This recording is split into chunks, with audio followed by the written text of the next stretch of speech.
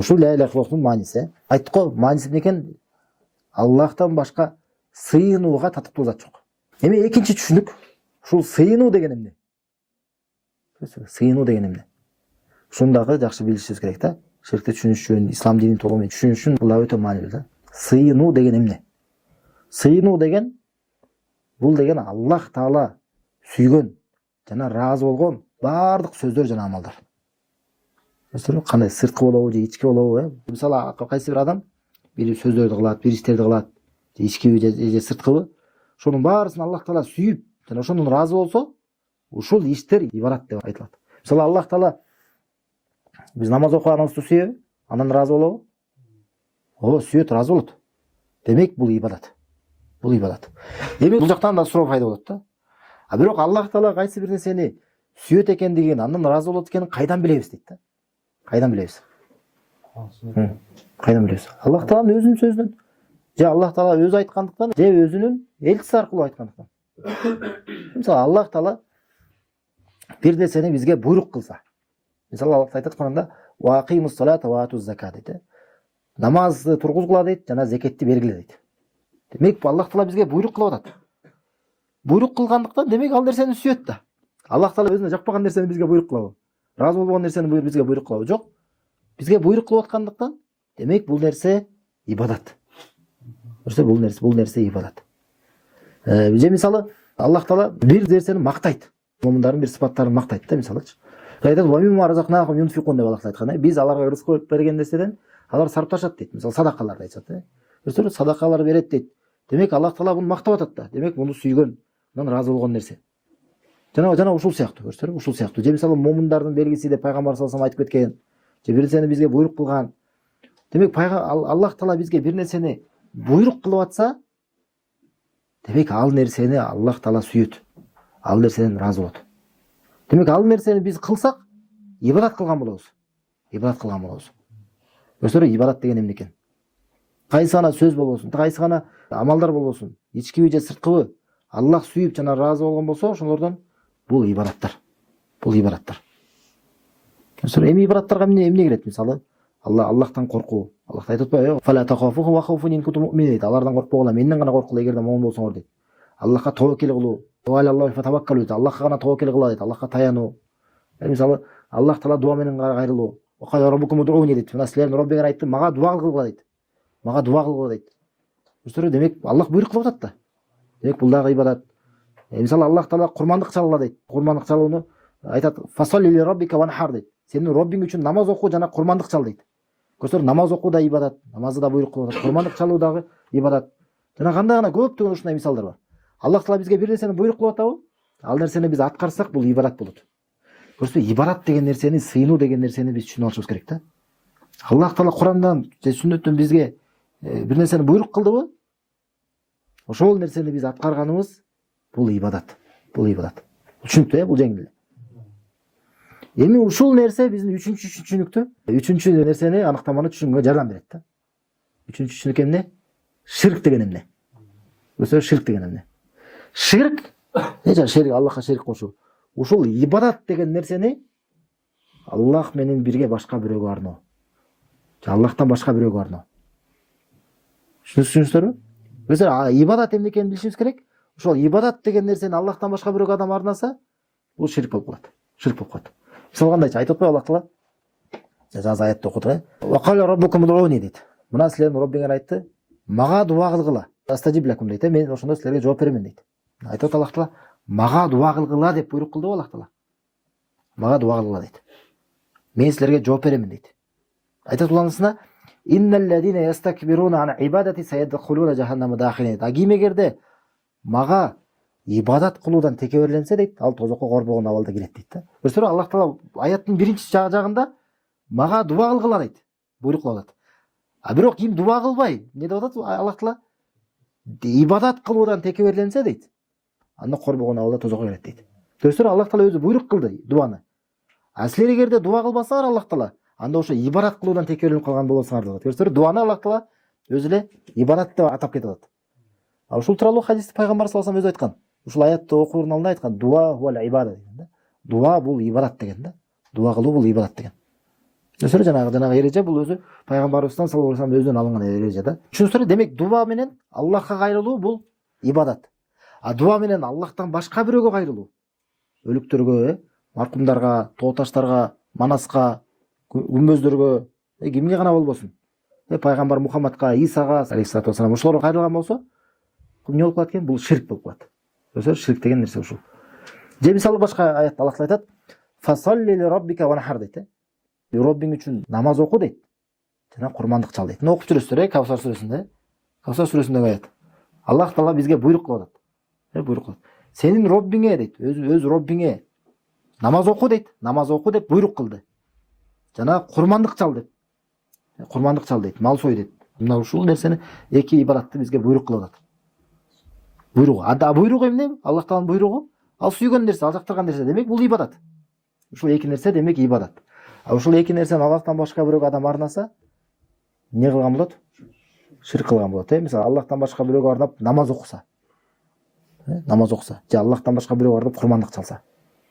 Курмандык чалса көрсөтөр, бул эмне болуп калат? Ибадатты Аллахтан башка бирөөгө арнаган болуп калат, ширк кылган болот. Мисалы, бир күмбөздөргө барып, ошолорго арнап, ошолорго жакындаш үчүн, ошолордун ыраазычылыгын табыш үчүн курмандык чалса, мисалы, бир тоок сойсо, бир уй сойсо, бир кой сойсо, ошол жакта жин шайтандарга, же болбосо ошол жакта жаткан бир арбактарга, ошолордун арбага ыраазы болсун деп, ошолорго жакындаш үчүн ушундай ниетте сое турган болсо, көрсөтөр, Аллахка арнай турган ибадатты Аллахтан башка бирөөгө арнаган болот, ширк болуп калат. Же мисалы, Аллах айтат: "Ва алаллахи фатаваккалу" дейт.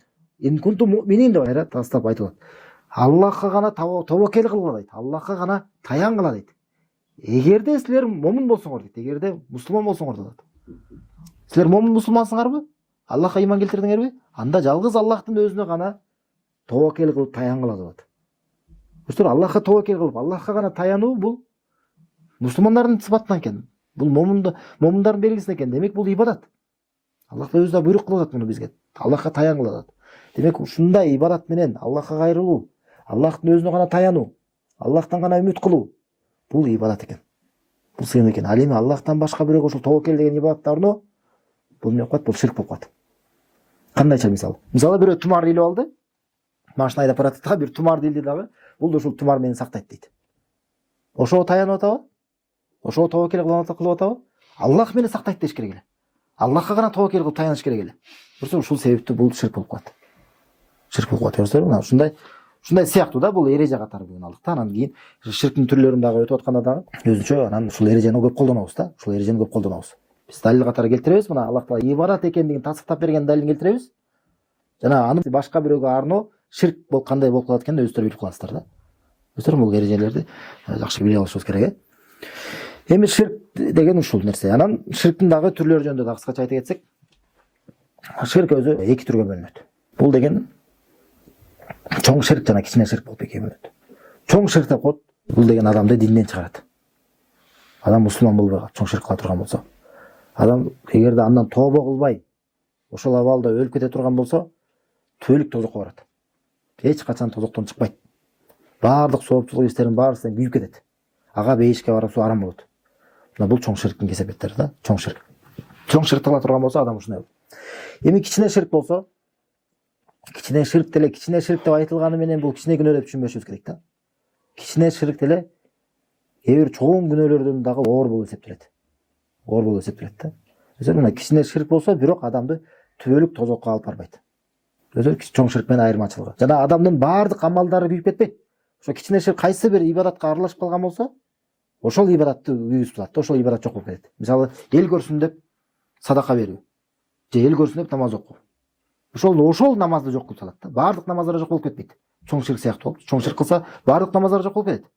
А кичине ширк кылса, мисалы, эл көрсүн деп, рия кылуу, показуха кылуу. Ошол намазына аралашкан намазы күйүп кетет да. Ошол намаз жок болуп текке кетет да. Же ошол берген садакасы текке кетет. Же ошол кылган ажылыгы, эл көрсүн деп кылган ажылыгы. Ошол башка баардык, эгер кичине ширк болсо, башка ибадаттары жок болуп кетпейт, калып калат да. Жана бул адам үчүн бейиш арам болбойт. Бирок бул кичине ширк дагы алымдар ортосунда талаш маселе, бирок туурасы кичине ширк дагы кечирилбейт. Чоң ширк дагы кечирилбегендей сыяктуу. Анткени Аллах Таала инналлаха ла яғфиру юшрика бихи ва яғфиру ма дуна залика лиман яша деп аятта айтканда, чынын Аллах ширк кылганды кечирбейт. Бирок башка күнөөлөр кимге калса кечирет дегенде, ширк деген сөздү Жалпы айтканда. Накира фи сыяқын нафи деп коет да. Араб тилинде эреже жасасак, жалпы бардык ширктин түрлөрүн камтый турган аят болот да. Чоң болобу, кичине болобу, бардык ширкти Аллах кечирбейт деген мааниси. Бирок айырмачылыгы чоң ширкти Аллах Таала эч качан кечирбейт. Тозокко кирип азапталгандан эч качан чыкпайт. А кичине ширктин мааниси кечирбейт деген мааниси Аллах Таала сөзсүз азаптайт деген маани да. Сөзсүз азаптайт. Жөн эле кечирип коюш мүмкүн эмес да. Сөзсүз азапка дуушар болот. Ошо азапталып туруп анан кечирилет. Мисалы чоң күнү Аллах Таала адам тобо кылбай, ошол күнү кылып жүрө берип деле өлүп калса, кыямат күнү кечирип коюш мүмкүн да жөн элечи. Аллах Таала өзүнүн мээримдүүлүгү менен жөн эле кечирип коюш мүмкүн да. А кичине ширкте болсо Аллах Таала кечирбейт да. Сөзсүз азаптамайынча. Азапта туруп анан бирок бейишке кириш мүмкүн да. Бул эми чоң ширк менен кичине ширк тууралуу да. Анан сабактарда айтып атканда айтып кетебиз да. Мына бул чоң ширк, бул кичине ширк деп турабыз да. Айырмачылыгын билип алдык. Анан дагы ширктин дагы мындай бөлүмү бар. Бул өтө маанилүү. Ушуга жакшы көңүл буруңуздар да. Буга чейинкилердин эми көп эле айтылып жүрөт. Ушуга дагы биз азыр жакшы көңүл бурушубуз керек. Бул дагы башка ширктин дагы башкача дагы эки бөлүнүшү бар. Бул өтө маанилүү жана өтө кооптуу да. Ширк дагы бидат жана бидат эмес деп бөлүнөт. Бидат болгон ширк жана бидат эмес ширк деп бөлүнөт. Бул кандайча? Бидат деген эмне? Бидат бул динге кошулган, динде жок болгон бир жаңы нерсе. Динде жок нерсени бир жаңы бир ишти киргизип алуу, динден деп. Ушул нерсени бидат деп айтат да. Мисалы, суфилердин көрдүңүздөр беле, мечитте тегеренип айлангандар, зикир деп. Ушул нерсе динде бар, бул нерсе динде жок нерсе. Ушуну булар исламдан деп айтышат да. Бул исламда бар нерсе деп айтат. Ушул бидат. Динде жок нерсени динге киргизип алуу. Пайгамбар саллаллаху алейхи вассалам да кылган эмес, аны сахабалар да кылган эмес. Туурабы? Динде жок нерсе. Ошолордун пайгамбардын заманында дин болбогон нерсе кийин эч качан дин болбойт да. Динде жок нерсе андай нерсе. Дин толугу менен түшкөн. Дин толук болгон. Бул кошумча эч кандай кошумчаларга муктаж эмес. Бир нерсени адам киргизип алып, ошо бир бидатты киргизе турган болсо, бир жаңылыкты киргизе турган болсо, ушул бидат деп айтылат да. А пайгамбар саллаллаху алейхи вассалам айткан, "Куллу бидатин далала ва куллу далалатин финнар" дейт да. Ар бир бидат дейт. Ар бир динге кошулган жаңылык бул адашуу деген да. Ар бир адашуу бул тозокту деген да. Тозокту деген. Ошол анткени дин бара ошол жаңы нерселер кошулуп дин жок болуп кетет. Дин бурмаланып кетет толугу менен. Мына Иса алейхиссалам бир динди алып келди беле өзүнүн коомуна. Ошол динди алып келип туруп, Аллах Таала көтөрүлүп кеткенге чейин бир динди алып келип аларга жеткизип кеткен. Кийин анан эмне кылышты ал динди? Өзгөртө берип, жаңы нерсени кошо берип эмне болуп калды? Дин толугу менен бурмаланып жок болуп кетти, туурабы? Анан аркасынан Аллах Таала башка пайгамбарды Мухаммад саллаллаху алейхи вассалам жөнөтүш керек болду. Жок болуп кетти, толугу менен алмашып кетти, өзгөрүп кетти. Көрсөтөр дин ушундай коркунуч. Бара дини жок болот болчу. Көрсөтөр бара ошол дин бурмаланып кетет. Мына бул бидат деген нерсе ушундай кооптуу да. Бул толугу менен, бул түзмө-түз бул динге залакасы тийгизет да. Эң кооптуу бидаттын түрлөрү ширк болгон бидат түрлөрү. Анан көрсөтөр муну айтып коесуздар, ширк өзү эки түргө бөлүнөт. Бидат жана бидат эмес. Бидат эмес ширк бул мисалы христиандардын крести. Крест тагып алышат го? Бул бидат эмес, бул ширк. Ошол нерсени тагын алат да, ошол нерсе мени сактайт. Ошого тобокел кылат, ошого таянат, туурабы? Мисалы азыр мусулманга келип туруп, "Мен тагын" десе, эмне дейт? Бул ширк дейт, туурабы? Ар бир эле мусулман айтат, "Кой, Аллахтан корксун, бул жок, мен тагынбайм" дейт. Бул ширк дейт, туурабы? Эми карасаңыздар, башка мисал. Бирөөгө алып келип туруп тумарды берсе, мусулманга тумарды берсе, ошондой жооп кайтарабы? Ушундай реакция кылабы? Эң эле жакшысы дегенде шектенет да, токтонуп калат да, эмне андай депчи. Болот го деп деген ойдор келет да. А бирок айырмасы жок. Ушул тумар менен берки кресттин айырмасы жок. Эч айырмасы жок. Бирок коркунучтуу жагынан айырмасы бар. Кайсысы коркунучтуураак? Тумар коркунучтуураак. Анткени бул бидат. Көрсөтөрбү? Анткени муну исламга жабыштырып атышат. Бул мусулмандардыкы деп айтып атышат. Көрсөтөр, ошондуктан ширк экиге бөлүнөт экен. Бидат болгон жана бидат эмес болгон. Ошол бидат болгондугу эң кооптуусу. Анткени бул шайтан бир жагынан келбесе экинчи жагынан келет го. Көрсөтөр, башка жагынан келген. Бул мусулмандарды ширкке түшүрүш үчүн ислам тарабынан келген да. Мисалы бир христиан келип туруп, Исага сыйын, Исага дуа менен кайрыл, сага жооп берет десе, мусулман эмне дейт? Чочулайт, анан айтат да, кой дейт да. Болбойт дейт да. А бирок бирөө келип туруп, кел Мухаммадка сыйын десечи. Мухаммадка дуа менен кайрыл. Андан шапаат сура. Ага даттанып, ага кайрыл. Ага өзүңдүн ар кандай проблемаларыңды айт десе. Эмне адам мусулман ойлонуп калат да.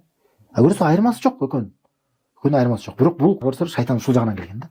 Берки деле бул Аллахка теңдеш кошуу, Аллах менен бирге башка бирөө сыйынып болгондуктан бул деле ошондой эле сыяктуу. Бул деле Аллах Таалага теңдеш кылуу башка нерсе. Бирок кооптуу жагы кандай болот экен? Көрсөтөрбү? Мусулмандар дагы ошого түшүп калышы мүмкүн да. Ушул жагынан шайтан келет да, ушул жагынан шайтан келет. Эми көрсөтөрбү?